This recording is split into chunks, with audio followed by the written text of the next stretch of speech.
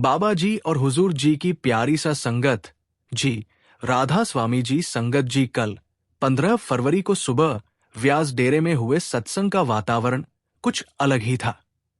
कल का सत्संग एकदम नए अंदाज, नए उदाहरण, नई बातों के साथ हुजूर ने फरमाया।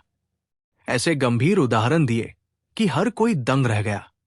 बाबा जी पूरा टाइम हुजूर के साथ स्टेज पर विराजमान रहे। कल हुजूर जी के शब्दों में विशेष कठोरता भी थी और अपार करुणा भी थी। संगत जी बाबा जी ने एक महत्वपूर्ण निर्णय भी लिया है। अब यदि कोई मंत्री, कोई बड़ा अधिकारी या प्रभावशाली व्यक्ति बाबा जी से मिलने आता है तो बाबा जी उनके साथ किसी भी प्रकार की तस्वीर नहीं खिंचवाएंगे। इस निर्णय के पीछे का कारण क्या है, इस विषय पर हम कल विस्तार से एक अलग वीडियो बनाएंगे। अभी के लिए हम सबका ध्यान कल हुजूर जी द्वारा दिए गए सत्संग के भावों को समझने और आत्मसात करने पर होना चाहिए। कल हुजूर जी ने लगभग 1 घंटे तक सत्संग फरमाया। कल की वाणी थी 5वें बादशाह की पवित्र वाणी, किन विधि मिले गोसाई मेरे राम राय। हुजूर जी ने बताया कि ये गुरुघर की अत्यंत अमूल्य और अनमोल वाणी है। पिछले सप्ताह हमने स्वामी जी का शब्द लिया था जिसमें चेतावनी का भाव प्रमुख था, और आज 5वें बादशाह की वाणी के माध्यम से उसी सत्य को एक और गहराई से समझाया जा रहा है। अलग अलग संतों और महापुरुषों की वाणी लेने का उद्देश्य यही है कि ये स्पष्ट हो जाए कि सबका संदेश एक ही है, परम सत्य की प्राप्ति। मार्ग भले अलग अलग दिखे पर मंजिल एक ही है। हुजूर जी ने ये भी समझाया कि जब 5वें बादशाह गुरु गद्दी पर विराजमान हुए थे उस समय समाज में भारी उथल पुथल थी। चारों ओर विरोध और भ्रम का माहौल था। लोगों को पढ़ने लिखने से रोका जा रहा था और सत्य से दूर रखने के प्रयास किए जा रहे थे। ऐसे कठिन समय में 5वीं बादशाही ने श्री गुरु ग्रंथ साहिब जी की बीड़ तैयार करवाई जिसमें अनेक संत महापुरुषों की वाणियों को एकत्र किया गया। 5वें बादशाह ने ना किसी का धर्म देखा, ना जाति, ना ऊंच नीच और ना ही किसी की आर्थिक स्थिति। उन्होंने राजा पीपा, संत नामदेव जी, भक्त रविदास जी, संत तरलोचन जी और सूफी संत बाबा फरीद जी जैसे महान आत्माओं की वाणी को भी उसी पवित्र ग्रंथ में स्थान दिया। ये सभी संत अलग अलग पृष्ठभूमि से आए थे, परंतु सभी का लक्ष्य एक ही था, परमात्मा की प्राप्ति, आत्मा का उद्धार और सत्य का अनुभव। हुजूर जी समझाते हैं कि इसका उद्देश्य यही था कि इंसान धर्म, जाति और ऊंच नीच से ऊपर उठकर एक ही मालिक की ओर मुख करे। इसी भाव को कबीर साहिब ने कहा है, हिंदू तुरक सब एक है, मालिक सबका एक है। हुजूर जी आगे समझाते हैं कि इसी सत्य को कबीर साहिब ने अपने शब्दों में प्रकट किया है कि हिंदू हो या मुसलमान, सबका मालिक एक ही है। नाम, वेश और पहचान भले अलग हो पर जिस परम सत्ता की उपासना की जाती है वो एक ही है। लेकिन इंसान जब से यहां आया है अपने मजहब और धर्म को सबसे ऊंचा बताने की कोशिश में लगा हुआ है। क्या मालिक ने कोई मजहब या धर्म बनाया था? मालिक ने तो सिर्फ ये सृष्टि बनाई थी और इस सृष्टि में हमें इसलिए भेजा कि हम यहां से सीखकर वापस मालिक के पास जा सकें। लेकिन यहां आकर हम अपने मूल उद्देश्य को भूल गए। हुजूर बोले, हिंदू कहे मेरा राम प्यारा, मुस्लिम कहे रहमान, आपस में सब जल मरे कोई ना करे पहचान। हुजूर बोले, बाबा जी भी प्रश्न उत्तर के समय बार बार यही बात दोहराते हैं कि भक्ति केवल उसी एक परमात्मा की करनी है। हुजूर जी कहते हैं कि संसार में जो भी संत महापुरुष आते हैं वे हमारे लिए प्रेरणा बनकर आते हैं। वे हमें रास्ता दिखाते हैं कि जीवन को किस दिशा में ले जाना है। हम सत्संग में आते हैं, वाणी सुनते हैं, उसके अर्थ को समझते हैं और धीरे धीरे अपने भीतर उस समझ को उतारने की कोशिश करते हैं। हमारा उद्देश्य केवल यहीं तक सीमित नहीं होना चाहिए कि हमने सुना और चले गए, बल्कि अपने संबंध को हमें शिखर तक पहुंचाने का प्रयास करना है। हुजूर जी बताते हैं कि हर इंसान के भीतर एक गहरी चाह होती है, अपने मालिक से मिलने की चाह। जब हम सत्संग में आते हैं तो असल में हम एक चढ़ाई की शुरुआत करते हैं, लेकिन दुर्भाग्य से हम अक्सर गलत फहमियों और बाहरी रीति रिवाजों में उलझ जाते हैं। इसी कारण सच्चे बादशाह बार बार हमें समझाने का प्रयत्न करते हैं। गुरु साहिब पूछते हैं किन विधि मिले गोसाई। मेरे राम राय अर्थात है प्रभु आप किस विधि से मिलते हैं? हुजूर जी फरमाते हैं कि गुरु साहिब अपनी वाणी की शुरुआत जिस प्रश्न से करते हैं उसी प्रश्न के भीतर उसका समाधान भी छिपा हुआ है। वे हमारे सामने सीधे सीधे जीवन का मूल उद्देश्य रख देते हैं ताकि हम स्वयं से पूछ सके कि हम यहां क्यों आए हैं और हमें क्या पाना है। हुजूर जी समझाते हैं कि हमें ये अनमोल और दुर्लभ मानव जन्म केवल यूं ही नहीं मिला। ये अवसर मालिक से मिलने के लिए दिया गया है। हमें मनुष्य शरीर प्राप्त हुआ। हमने ग्रंथ पढ़े, पोथियों का अध्ययन किया, शास्त्रों को समझने का प्रयास किया और धर्म से जुड़ी अनेक गतिविधियां भी की। लेकिन असली प्रश्न यह है कि इन सब का लक्ष्य क्या है? क्या केवल पढ़ लेना ही पर्याप्त है? नहीं। जब तक पढ़ा हुआ ज्ञान हमारे व्यवहार, हमारे विचार और हमारे जीवन का हिस्सा नहीं बनता, तब तक वो अधूरा है। हुजूर जी कहते हैं कि परमात्मा को पाने के लिए किसी पहाड़ की ऊंचाई पर चढ़ना आवश्यक नहीं। यदि कोई ये कह दे कि प्रभु किसी पर्वत की चोटी पर मिलेंगे, तो मनुष्य वहां तक भी पहुंचने की कोशिश कर लेगा। हम धर्म ग्रंथ पढ़ते हैं, तीर्थ यात्राएं करते हैं, पवित्र सरोवरों में स्नान करते हैं, इस आशा में कि शायद इन कर्मों से हमें भगवान की प्राप्ति हो जाए। लेकिन कोई भी सच्चा संत हमें बाहरी कर्मकांडों में उलझा कर नहीं रखता।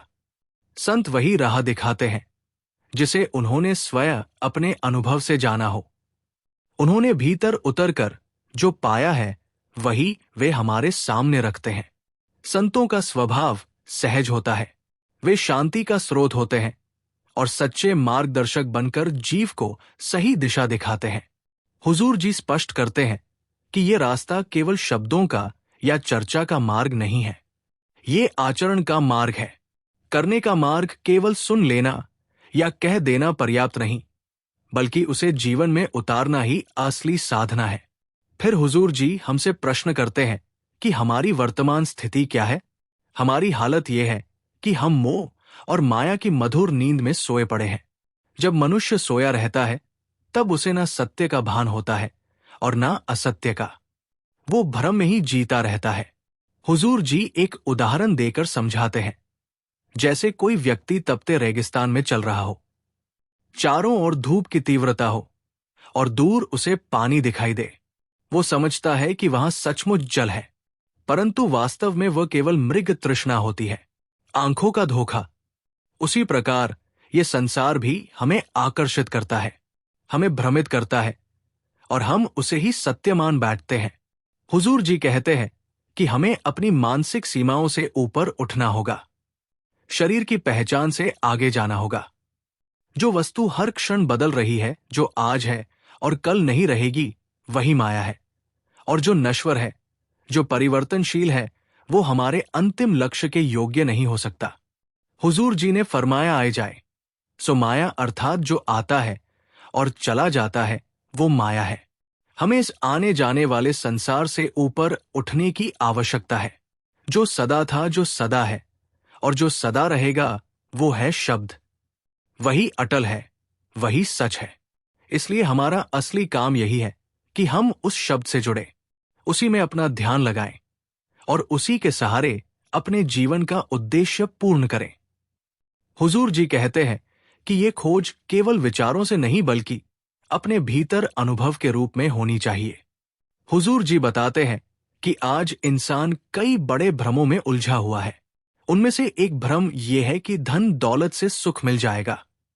मालिक ने हमें बुद्धि भी दी, साधन भी दिए, पद और प्रतिष्ठा भी दी, लेकिन हम ये मान बैठे हैं कि इन्हीं चीजों में सुख छिपा हुआ है। जबकि वास्तविकता यह है कि क्या किसी ने कभी किसी अत्यंत अमीर व्यक्ति को पूरी तरह संतुष्ट और शांत देखा है? क्या किसी करोड़पति को यह कहते सुना है कि अब मेरे पास बहुत हो गया, अब मैं साध संगत की सेवा में जीवन लगा दूंगा? हुजूर जी कहते हैं कि इसी लालच के कारण इंसान कई बार पाप के रास्ते से भी धन कमाता है। इसलिए वाणी में कहा गया है कि पाप के बिना ये सब नहीं मिलता और मृत्यु के समय ये धन किसी के साथ नहीं जाता। हुजूर जी समझाते हैं कि धन दौलत हमारे दुख कम नहीं करती, बल्कि हमारी चिंताएं और बढ़ा देती है। इसी कारण महापुरुष कहा करते थे, बड़े बड़े जो दिसे लोग तिनको ध्यावे चिंता रोग। कभी इनकम टैक्स का डर, कभी शेयर मार्केट की चिंता, कभी ये भय कि कहीं कोई कर्मचारी हमारी कमाई में से धोखा ना कर जाए। ये सब चिंताएं मन को लगातार घेरे रहती है। अब सोचने की बात यह है कि ऐसी स्थिति में धन हमारे सुख का कारण बना या दुख का। हुजूर जी कहते हैं कि यदि हम आज की जिंदगी पर नजर डालें तो सच्चाई साफ दिखाई देती है। आजकल लोग ओटीटी प्लेटफॉर्म और नेटफ्लिक्स जैसे माध्यमों पर बड़ी बड़ी कहानियां देखते हैं, जहां या तो अमीर लोग देश छोड़कर भाग चुके होते हैं, या जेल में होते हैं, या फिर किसी गंभीर बीमारी से जूझ रहे होते हैं। फिर भी हमें यह भ्रम रहता है कि हम धन के सहारे सुखी हो जाएंगे। हुजूर जी कहते हैं कि हम कोठियों, महंगी कारों और चमक दमक के जरिए अपनी जिंदगी को दिखाने की कोशिश करते हैं। हम इन्हीं चीजों को गिनाने लगते हैं और समझ बैठते हैं कि यही हमारी सफलता और खुशी का प्रमाण है। हुजूर जी आगे कहते हैं कि हमने तो मालिक से भी दुनियावी चीजें ही मांगनी शुरू कर दी है। फिर हुजूर जी पद और सत्ता की बात करते हैं। हुजूर जी उदाहरण देते हैं कि हमने इतिहास में कितने राजपाट देखे। सिकंदर जैसे बादशाह की चर्चा करते हुए हुजूर जी बताते हैं कि उसने आधी दुनिया जीतने का दावा किया, युद्ध किए, कितने लोगों का रक्त बहाया, कितनी स्त्रियों को विधवा किया। जब हुजूर जी ये प्रसंग सुना रहे थे, उनके स्वर में अत्यंत कठोरता और गहराई थी। वाणी इतनी तीव्र थी कि संगत भाव विह्वल होकर रोने लगी। हुजूर जी आगे एक ऐतिहासिक प्रसंग का उल्लेख करते हुए समझाते हैं कि जब सिकंदर अपने जीवन की अंतिम अवस्था में पहुंचा, तब उसने व्याकुल होकर कहा, मुझे मेरी मां से मिला दो। जो भी मुझे मेरी मां तक पहुंचा दे और मेरी बीमारी को ठीक कर मेरे प्राण बचा ले, मैं उसे अपनी सारी दौलत सौंप दूंगा। हुजूर जी फरमाते हैं, जरा ठहर कर सोचो, क्या मृत्यु किसी को छूट देती है? क्या कोई इंसान अपनी धन संपत्ति से अपनी मृत्यु को टाल सकता है? अगर ऐसा होता तो पैसे वाले इंसान तो यहां से कभी ना जाते। आज भी राजा महाराजा हमारे बीच होते। हुजूर बोले, क्या मृत्यु किसी की ताकत, हैसियत या वैभव देखकर रुक जाती है?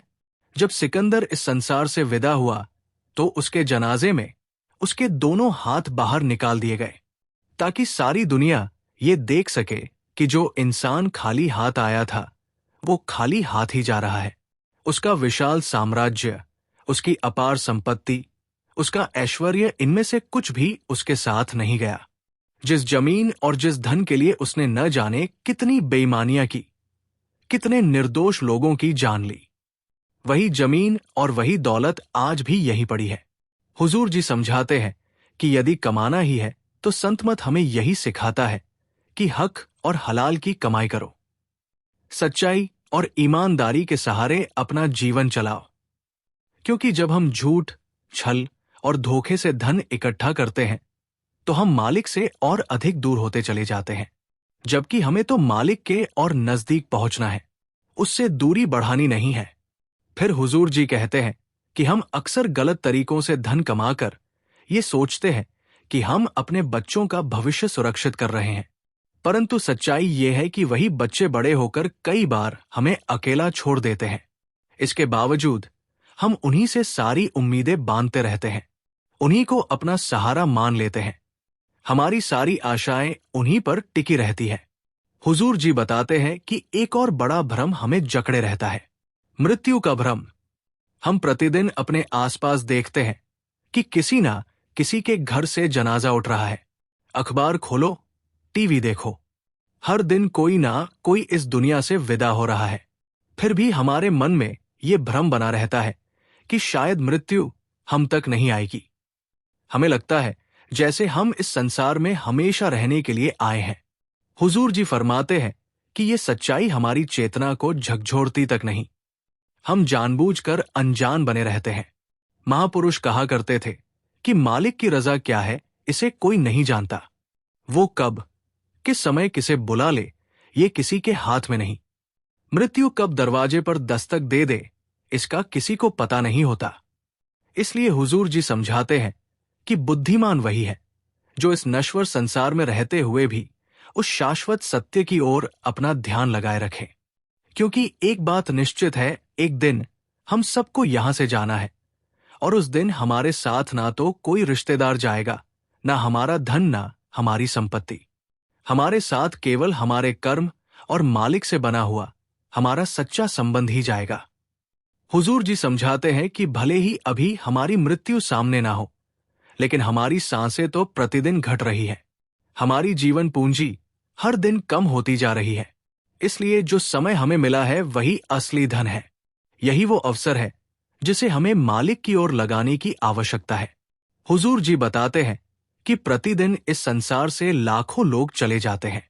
उनकी सही संख्या तो स्वयं कुल मालिक ही जानता है। विज्ञान भी आज तक इसका सटीक हिसाब नहीं लगा पाया। फिर भी हमें कोई झटका नहीं लगता।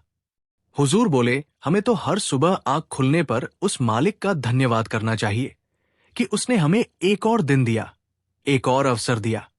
लेकिन हम सुबह उठते ही सबसे पहले मोबाइल को उठाकर 1 से 1.5 घंटा उसमें खराब कर देते हैं।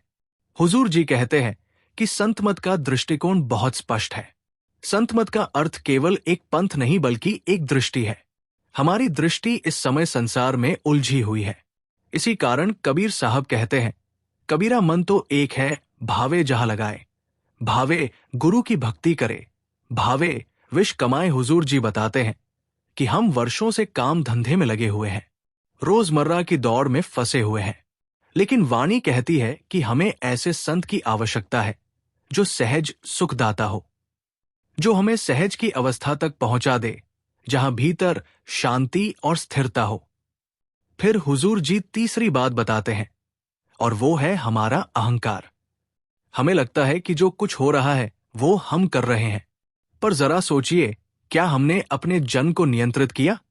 क्या हमने तय किया कि किस घर में पैदा होंगे? क्या हमने अपने मित्रों को स्वयं चुनकर जीवन में लाया? क्या हमने अपनी नौकरी या परिस्थितियों को पूरी तरह अपने नियंत्रण में रखा? हुजूर जी कहते हैं कि वास्तव में हम केवल एक ही चीज को नियंत्रित कर सकते हैं, अपना नजरिया, अपना दृष्टिकोण। बाकी सब कुछ मालिक की रजा से चलता है। इसलिए हुजूर जी कहते हैं कि हमें हर समय उस मालिक का शुक्र करना चाहिए, क्योंकि हम पर उसकी अपार कृपा है। हम मेहनत करते हैं, कमाते हैं, और फिर सोच बैठते हैं कि ये सब मैंने किया।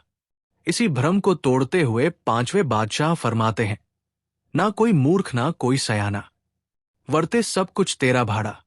हुजूर जी आगे समझाते हैं कि जब मालिक किसी पर दया करना चाहता है तो वो बाहर से कुछ नहीं करता, बल्कि हमारे भीतर ही एक नई सोच जगा देता है। अचानक हमारा दृष्टिकोण बदलने लगता है, जीवन की दिशा बदल जाती है। इसलिए कहा गया है, सब कुछ हुक्मी आपदा सब कुछ हुक्मी जाए। यानी जो भी घट रहा है उसकी रजा के बिना नहीं हो रहा।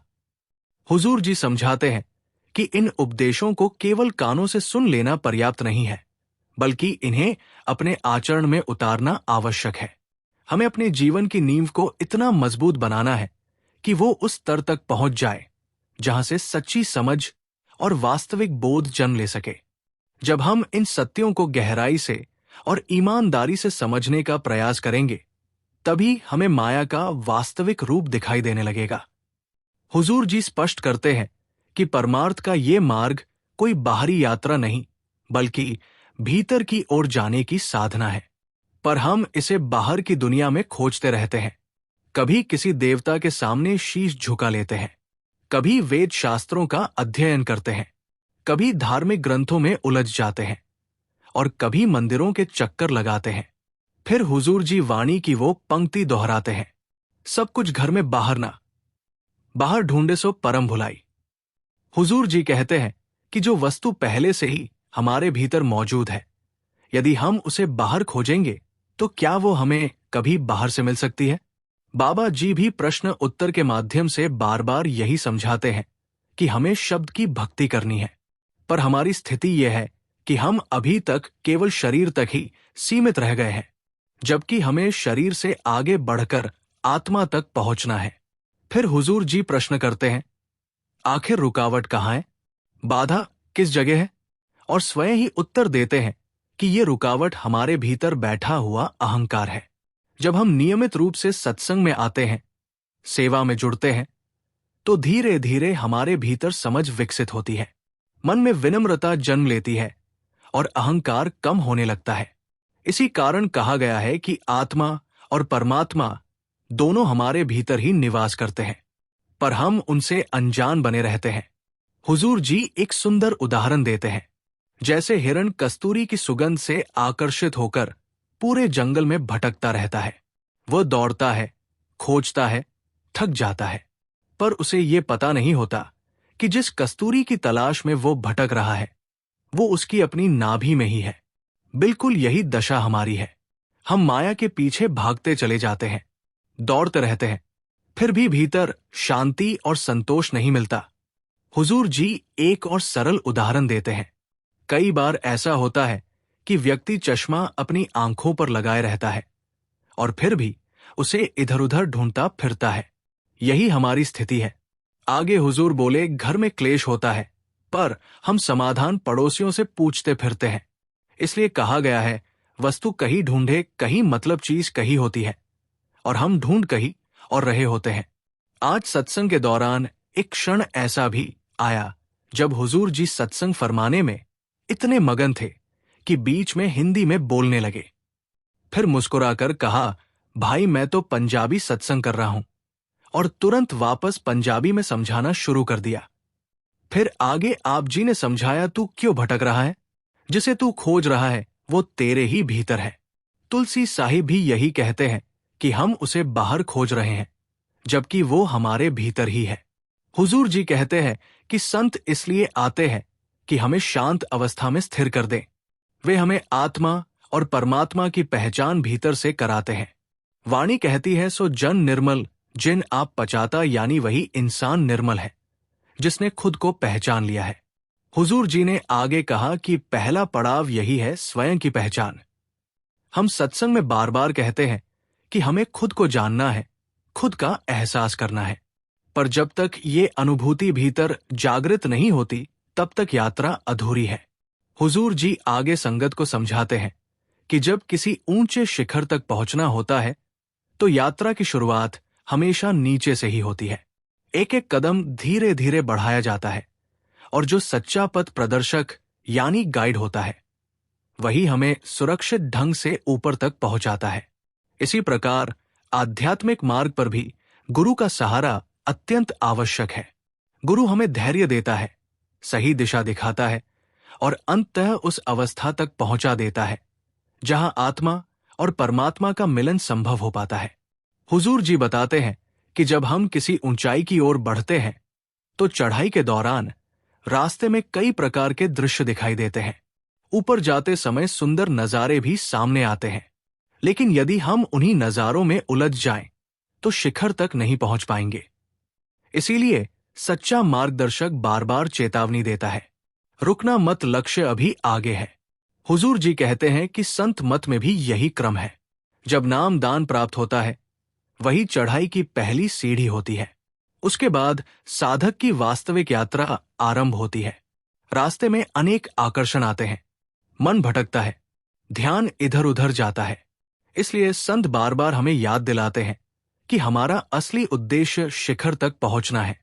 हुजूर जी फरमाते हैं कि जैसे पर्वत पर चढ़ते समय कभी बारिश होती है, कभी बर्फ गिरती है, कभी तेज आंधियां चलती है, फिर भी पर्वतारोही की दृष्टि शिखर पर टिकी रहती है, उसी प्रकार आध्यात्मिक मार्ग पर चलते हुए जीवन में कठिन परिस्थितियां आएंगी, दुख भी आएंगे, परेशानियां भी होंगी और कर्मों का भार भी सामने आएगा।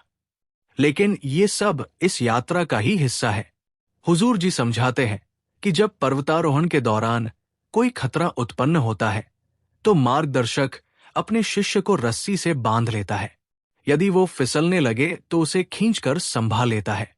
ठीक इसी तरह जब हम मालिक की ओर कदम बढ़ाते हैं तो मुर्शिद भी हमें सहारा देता है। वो हमें गिरने नहीं देता, बल्कि अपनी रहमत की डोर से ऊपर की ओर खींचता रहता है। फिर हुजूर जी कहते हैं कि जब कोई साधक शिखर तक पहुंच जाता है तो जितनी खुशी उसे होती है उससे कहीं अधिक आनंद उसके मार्गदर्शक को होता है। मुर्शिद हमारा सच्चा पथ प्रदर्शक है। मंजिल तक पहुंचने वाला तो शिष्य होता है, पर उसका सुख गुरु के हृदय में उमड़ पड़ता है। हुजूर जी एक और सुंदर उदाहरण देते हैं। जैसे एक माली जीवन भर पौधों को पानी देता है, उनकी देखभाल करता है। जब वही पौधे फल देने लगते हैं तो सबसे अधिक संतोष उसी माली को होता है। उसी प्रकार जब शिष्य आध्यात्मिक ऊंचाई को प्राप्त कर लेता है तो उसके गुरु का हृदय आनंद से भर उठता है। हुजूर जी ने कहा कि आज मनुष्य ऐसी बेहोशी में जी रहा है कि उसे अपने ही जीवन की वास्तविकता का बोध नहीं रहा। इसी कारण कभी संतों को हमें झटका देना पड़ता है और कभी अत्यंत प्रेम से समझाना पड़ता है ताकि हमारी चेतना जाग सके। फिर हुजूर जी ने बहुत गंभीरता से कहा कि इंसान इस संसार में अकेला आता है और अंततः अकेला ही विदा होता है। अपने कर्मों का फल हर व्यक्ति को स्वयं ही भोगना पड़ता है। ना कोई हमारे साथ चल सकता है और ना ही कोई हमारे कर्मों का भार अपने कंधों पर उठा सकता है। उन्होंने आगे समझाया कि ये वाणी देखने में भले ही सरल और सहज लगे, लेकिन इसके भीतर संत मत का अत्यंत गहन संदेश समाया हुआ है। इसके बाद हुजूर जी बोले कि सच्चा मित्र वही होता है जो सुख और दुख दोनों अवस्थाओं में हमारे साथ खड़ा रहे, जो जीवन की अंतिम घड़ी तक हमारा सहारा बने और जो हमें हमारे वास्तविक लक्ष्य अर्थात परमात्मा की प्राप्ति की ओर ले जाने में साथ निभाए। फिर बड़ी कोमलता के साथ हुजूर जी ने कहा कि हर मनुष्य के जीवन में अनेक मित्र होते हैं, पर प्रश्न ये है कि उनमें से कौन सा मित्र अंत तक हमारे साथ रहता है। उन्होंने समझाया कि जब हम जन्म लेते हैं तो मोहल्ले के बच्चों से मित्रता होती है, स्कूल में नए साथी बनते हैं, बड़े होकर काम धंधे और समाज में और भी संबंध जुड़ते जाते हैं। जीवन के हर मोड़ पर कोई ना कोई नया रिश्ता बनता है, लेकिन जब इस संसार से विदा होने का समय आता है तब एक एक करके सब पीछे छूट जाते हैं। उस अंतिम यात्रा में किसी को भी साथ ले जाने की अनुमति नहीं होती, वो रास्ता अकेले ही तय करना पड़ता है। हुजूर जी ने बताया कि महाराज जी अक्सर कहा करते थे कि संसार के रिश्ते नदी की लहरों की तरह होते हैं। एक लहर आती है और हमारे कर्मों के अनुसार किसी को हमारे जीवन से जोड़ देती है, फिर दूसरी लहर आती है और उन्हीं बंधनों को खोल देती है। यही इस संसार का अटल नियम है। आगे हुजूर जी ने कहा कि यदि गहराई से सोचें तो सबसे निकट का संबंध भी हमारा अपने ही शरीर से होता है। हम इसे सजाते हैं, संवारते हैं, इसकी छोटी छोटी पीड़ा पर भी विचलित हो जाते हैं, लेकिन जब यही शरीर वृद्धावस्था में पहुंचता है तो वो भी हमारा साथ निभाने में असमर्थ हो जाता है। इस संदर्भ में हुजूर जी ने वाणी की एक मार्मिक पंक्ति का उल्लेख किया, संग सखा सब तज गए कोई न निभियो साथ, अर्थात जिन रिश्तों और संबंधों पर हम सबसे अधिक भरोसा करते हैं वही अंत समय में साथ छोड़ जाते हैं। इसीलिए स्वामी जी महाराज ने चेताया है, मित्र तेरा कोई नहीं संज्ञान में, क्यों सोवे पड़ा इस ठगियान में। हुजूर जी ने इसका भाव स्पष्ट करते हुए कहा कि ये संसार माया का एक बड़ा ठग है, इसमें उलझकर मत सो जाओ, मत बहक जाओ, क्योंकि अंत में ना कोई संबंध जाएगा ना कोई अपना, साथ जाएगा तो केवल तुम्हारे कर्म और प्रभु का स्मरण। हुजूर जी ने बड़ी स्पष्टता से कहा कि ये सारे रिश्ते, नाते और मित्रताएं ऊपर से देखने में बहुत स्नेहिल और मधुर लगती है, लेकिन वास्तव में यही हमें भरमाने वाले ठग बन जाते हैं। जब जीवन की अंतिम घड़ी आती है तब यही संबंध हमें निराश कर जाते हैं, क्योंकि उस समय कोई भी साथ चलने को तैयार नहीं होता। हुजूर जी ने बड़े महाराज जी की एक और बात याद दिलाई। महाराज जी कहा करते थे कि मनुष्य को इस संसार में 3 प्रकार के लोग लूटते हैं, डाकू, चोर और ठग। डाकू हथियार दिखाकर सब कुछ छीन लेता है, चोर अंधेरे में चुपचाप चोरी कर लेता है, लेकिन ठग वो होता है जो मीठी बातों और अपंत्व के दिखावे से हमारे मन का चैन ही छीन लेता है। हुजूर महाराज जी इन रिश्तों को मीठे ठग कहा करते थे, जो अपनेपन का अभिनय करके हमें सच्चे मार्ग से भटका देते हैं। हुजूर जी ने कहा कि आज यही हमारी सबसे बड़ी समस्या बन चुकी है। हमने सच्चे प्रेम से, आत्मबोध से और जीवन के वास्तविक उद्देश्य से दूरी बना ली है, और उसी दूरी ने हमें भीतर से खाली कर दिया है। संसार के ये मीठे ठग, रिश्ते, मोह, माया, दोस्ती, धन और नाम हमें अपने जाल में ऐसा उलझा चुके हैं कि हम भीतर के सत्य को भूल बैठे हैं। इसलिए महात्मा हमें बार बार जगाते हैं, चेताते हैं, अब नींद से जागो, क्योंकि ना मित्र तुम्हारा है, ना रिश्ता, ना धन, ना शरीर, ये सब साथ छोड़ देंगे। साथ केवल वही देगा जो सद्गुरु ने तुम्हारे भीतर रखा है, वो नाम, वो शक्ति जो तुम्हारे अंदर जीवित है। हुजूर जी ने आगे स्पष्ट किया कि आत्मा इस नश्वर संसार की वस्तु नहीं है, बल्कि उसका संबंध उस परम सत्ता से है जिससे वो उत्पन्न हुई है, और अंततः उसे उसी की ओर लौटना है। इसी भाव को और गहराई देने के लिए हुजूर जी ने पलटू साहब की वाणी का संदर्भ रखा। उन्होंने कहा, साहिब, क्या करे साहिब तेरे पास, अर्थात जिसे हम बाहर इधर उधर खोजते भटकते रहते हैं, वो मालिक तो वास्तव में हमारे भीतर ही निवास करता है। आवश्यकता केवल इतनी है कि दृष्टि को बाहरी संसार से हटाकर भीतर की ओर मोड़ा जाए। इसके बाद हुजूर जी ने संगत को एक और अत्यंत सूक्ष्म सत्य से परिचित कराया। उन्होंने बताया कि बाइबल में भी ये बात साफ शब्दों में कही गई है, you are the living temple of God, यानी प्रत्येक मनुष्य का शरीर स्वयं परमात्मा का जीवित मंदिर है। लेकिन प्रश्न ये है कि क्या हम इस सत्य को सचमुच समझ पाते हैं? हुजूर जी ने कहा कि हर एक देह के भीतर मालिक स्वयं विराजमान है। बाबा जी भी अपने सत्संगों में बार बार यही समझाते रहे हैं कि परमात्मा कहीं दूर नहीं है, उसे अनुभव किया जा सकता है, उसे पहचाना जा सकता है, पर मन में ये जिज्ञासा उठती है कि उस परमात्मा का अनुभव आखिर कैसे हो। इसी संदर्भ में हुजूर जी ने वाणी का उदाहरण देते हुए कहा, 100 जनवरी निर्मल जिन आप पचाता, अर्थात वही व्यक्ति निर्मल होता है, वही जीवन के वास्तविक उद्देश्य को समझ पाता है, जिसने अपने भीतर झांक कर मालिक को पहचान लिया। हुजूर जी ने यह भी बताया कि हमारी सबसे बड़ी भूल यह रही है कि हमने परमात्मा के अस्तित्व को केवल एक सीमित मानवीय रूप में बांध दिया, जबकि वाणी में स्पष्ट कहा गया है, चौथे लोक बसत एक स्वामी, अर्थात वो परमात्मा सचखंड में निवास करता है, जो इस भौतिक संसार से कहीं ऊपर कहीं परे है।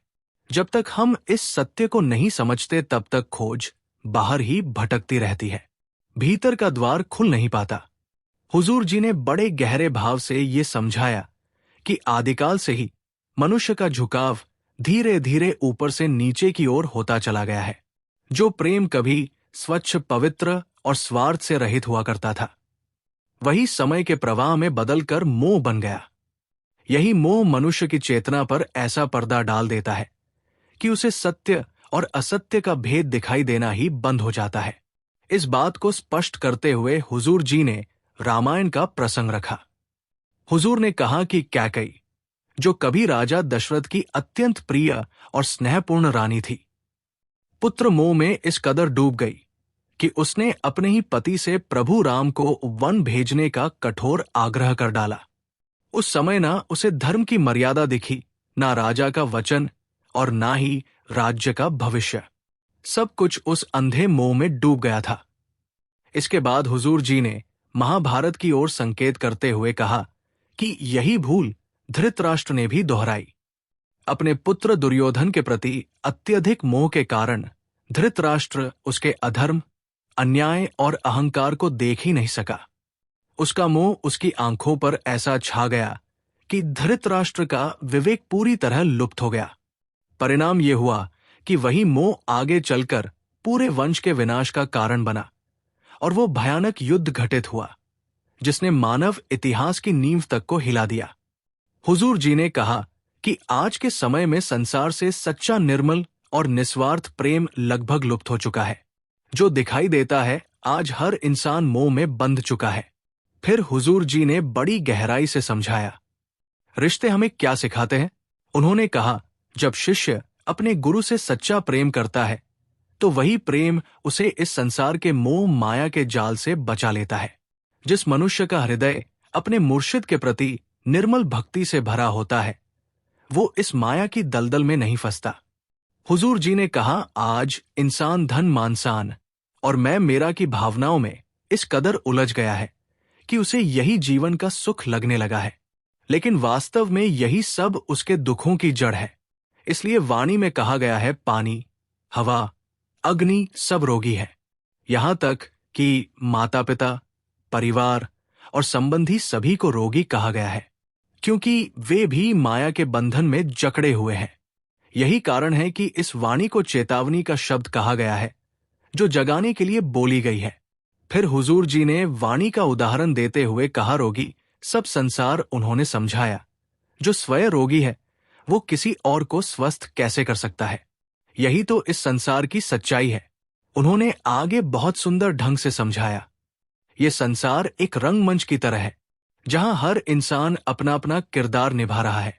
कोई राजा बना है, कोई गरीब, कोई पिता, कोई पुत्र, पर हर कोई इस नाटक में इतना खो गया है कि अपनी असली पहचान ही भूल बैठा है।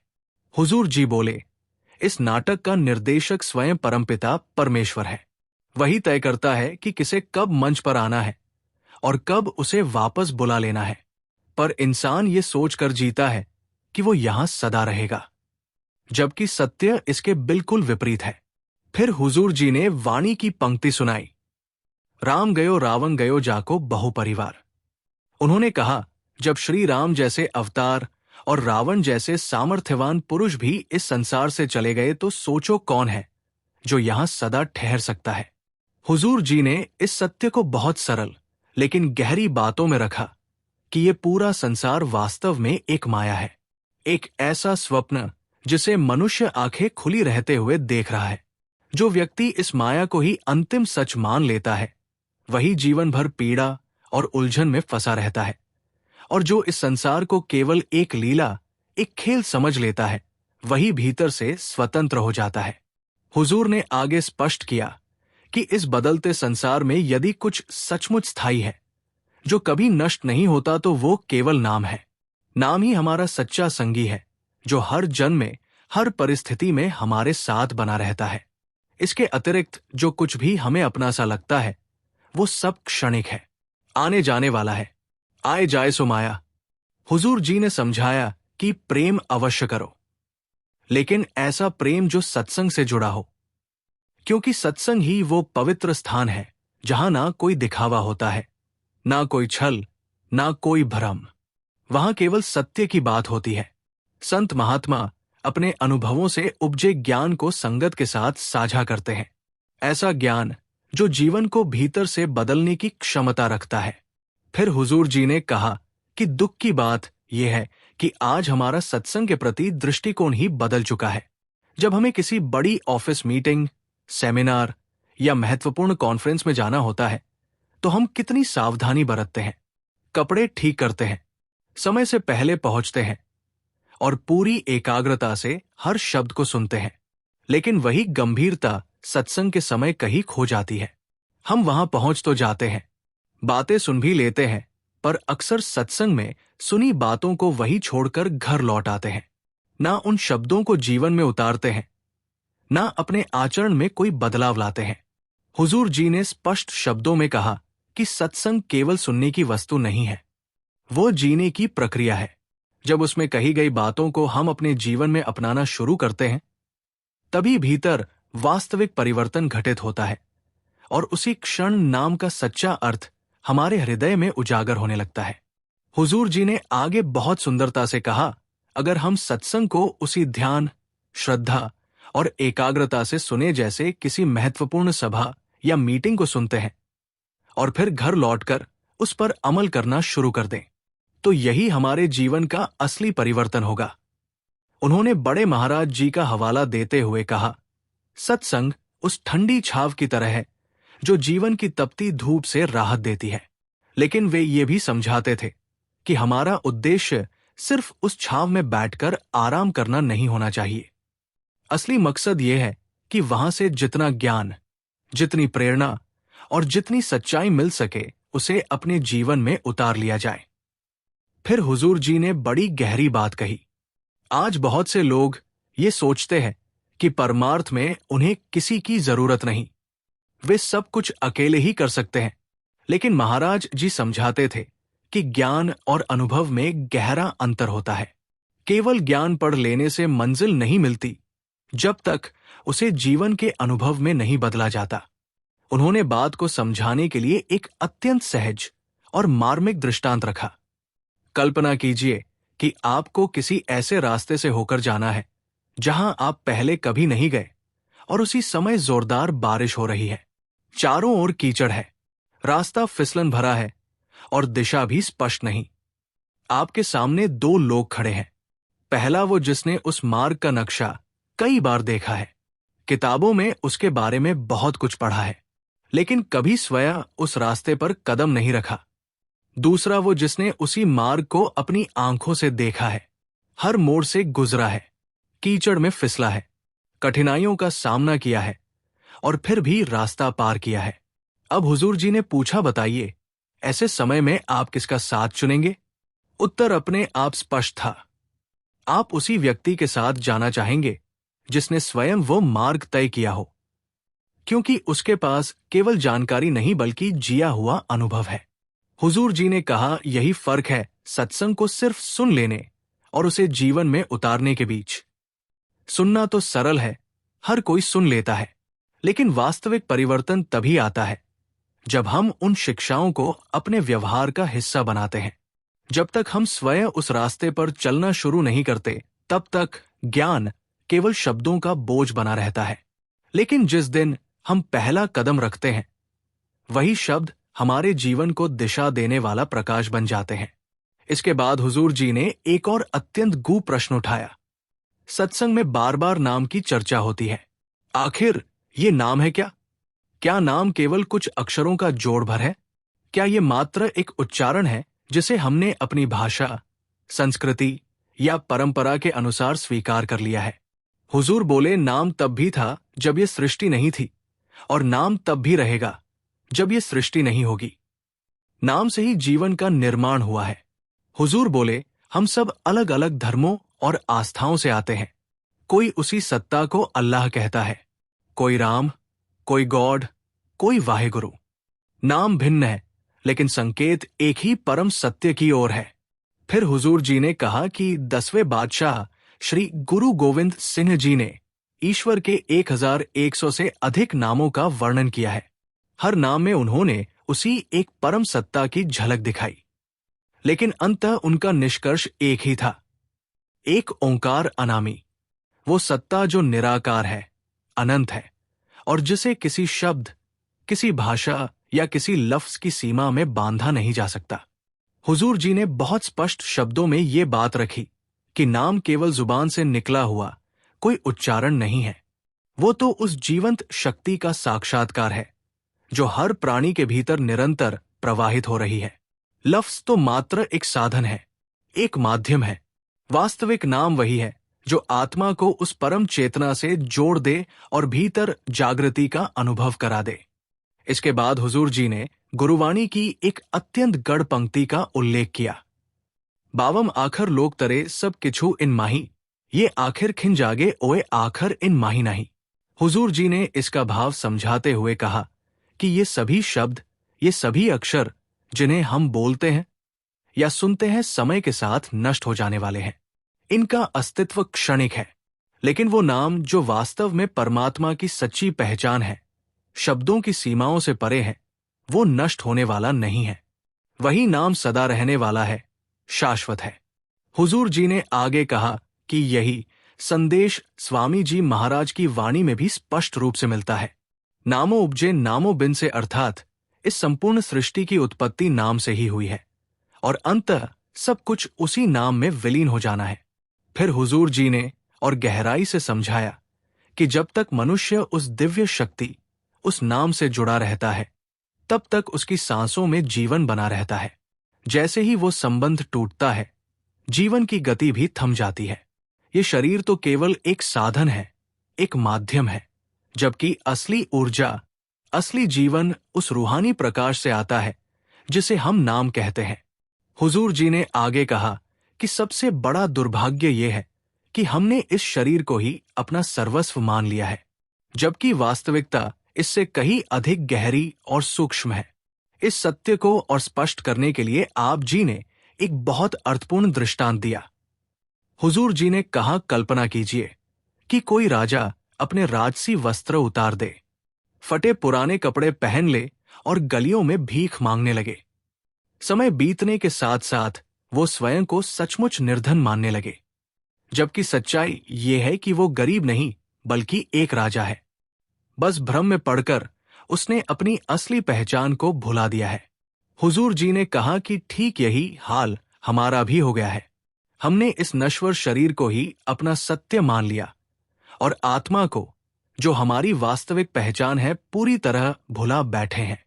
शरीर को ही मैं समझकर जी रहे हैं, जबकि जो वास्तव में हम हैं वो तो इससे कहीं ऊपर है। फिर हुजूर जी ने एक गहरा प्रश्न उठाया। उन्होंने कहा, आखिर आत्मा का सच्चा घर कहाँ है? इसी संदर्भ में उन्होंने कबीर साहिब के वचन की स्मृति कराई। कहे कबीर, ये राम के अंश। हुजूर जी ने इसका भाव स्पष्ट करते हुए कहा कि आत्मा कोई साधारण या सीमित सत्ता नहीं है, वो स्वयं परमात्मा का अंश है। वही दिव्य चेतना है जो शरीर में रहते हुए भी शरीर से परे है।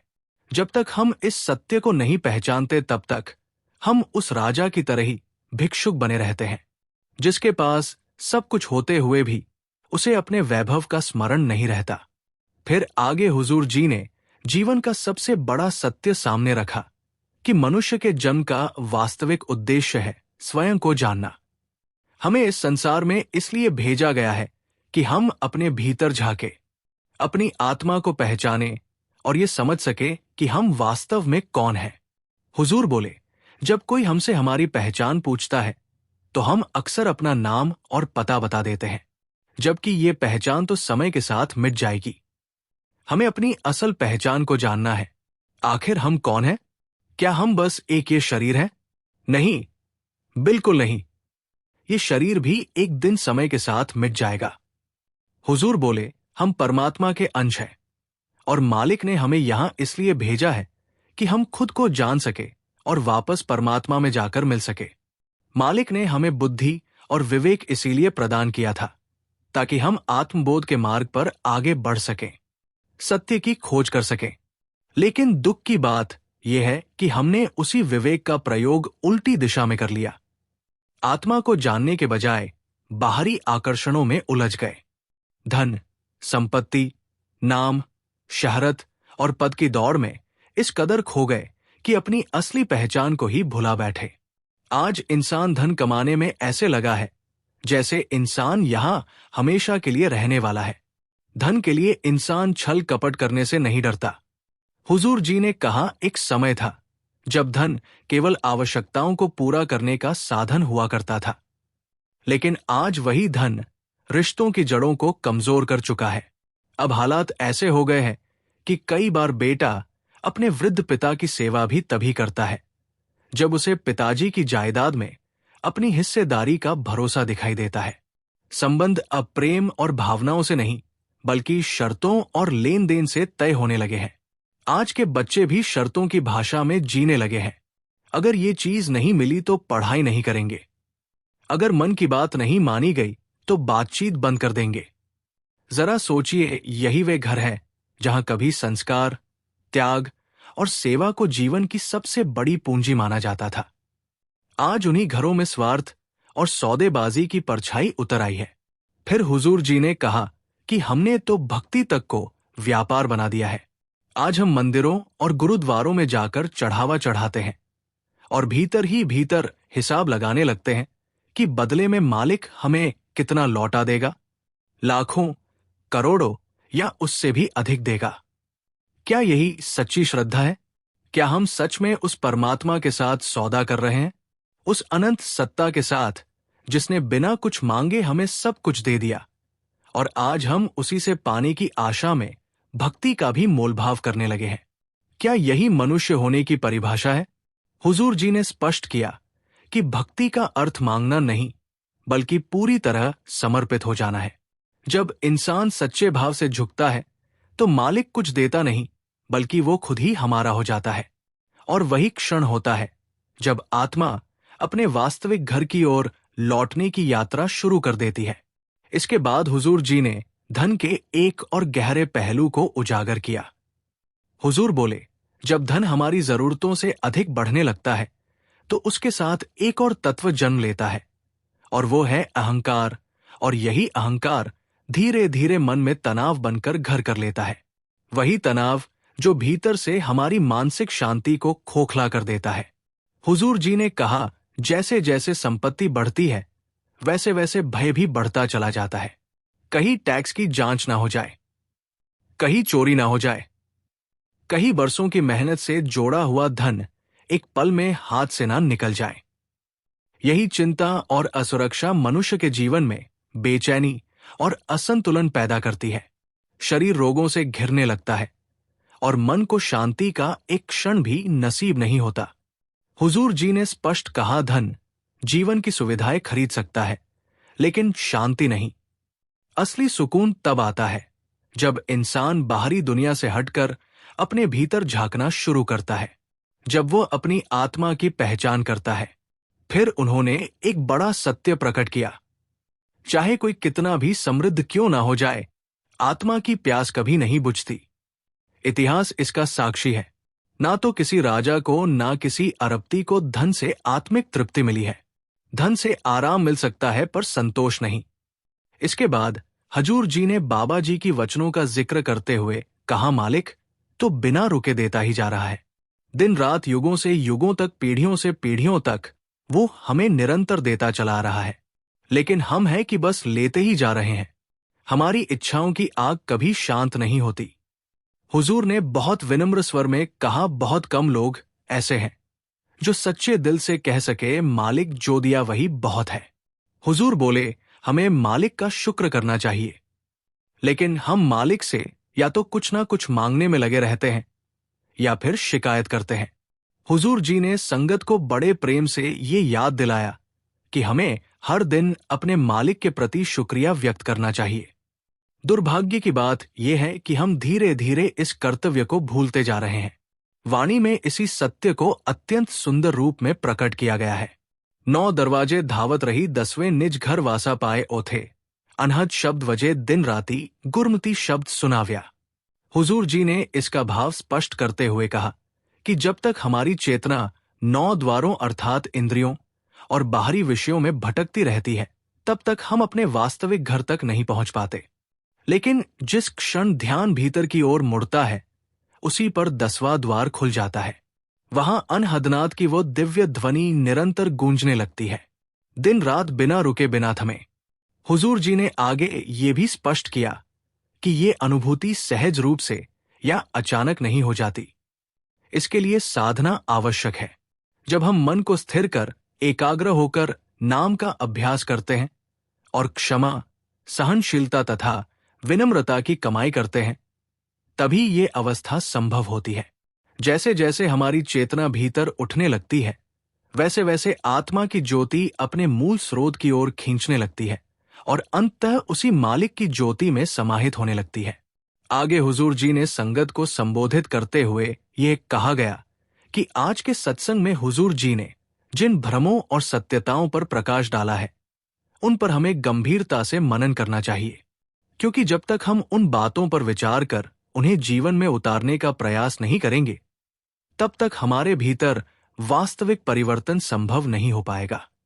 आगे हुजूर जी ने अत्यंत स्नेह और अपंत्व के साथ ये गढ़ सत्य स्पष्ट किया कि जब मालिक ने इस सृष्टि की रचना की तो उसने जीवन को 2 भिन्न अवस्थाओं में बांटा। एक वे योनियां है जो केवल भोग के लिए है, जैसे पशु पक्षी और अन्य निचली योनियां, जहां जीवन का उद्देश्य सिर्फ खाना पीना और प्रकृति के अनुसार जीना भर है। दूसरी अवस्था है मनुष्य का जन्म, जो कर्म और भोग दोनों का संगम है। इस मानव जीवन को मालिक ने विशेष विवेक और समझ की शक्ति प्रदान की है, ताकि इंसान केवल जिए ही नहीं बल्कि सोच सके, प्रश्न कर सके और अपने वास्तविक मूल को पहचान सके। यही वो अवसर है जिसमें मनुष्य अपने मूल को जानकर परमात्मा की ओर लौटने का मार्ग खोज सकता है। लेकिन यदि इस अमूल्य जीवन को हमने केवल इच्छाओं की पूर्ति, लालच, मोह और माया के पीछे दौड़ते हुए व्यर्थ कर दिया तो इससे बड़ा नुकसान और कोई नहीं हो सकता। हुजूर जी ने आगे कहा कि परमात्मा कोई सीमित सत्ता नहीं है, वो अनंत है, समय, जन्म और मृत्यु से परे, और हमारी आत्मा उसी परम सत्ता का अंश है। यही सत्यवाणी में भी प्रकट होता है। आत्म में राम, राम में आत्म जानो गुरु विचारा। संगत जी, ये सब कुछ हुजूर जी पहले भी सत्संगों में समझा चुके हैं और आज भी समझाया। अब ये हमारे ऊपर निर्भर करता है कि हम इन बातों पर अमल करते हैं या नहीं। अमल कर लेंगे तो बाद में पछताना नहीं पड़ेगा, और अगर सत्संगों को हल्के में लेंगे तो आगे चलकर पछताने के सिवा कुछ नहीं बचेगा। संगत जी से हाथ जोड़कर विनती है, कमेंट में राधा स्वामी जरूर लिख दीजिए, और संगत बड़ी खुशी से सद्गुरु सेवा सिमरन चैनल को सब्सक्राइब भी कर सकती है। राधा स्वामी जी।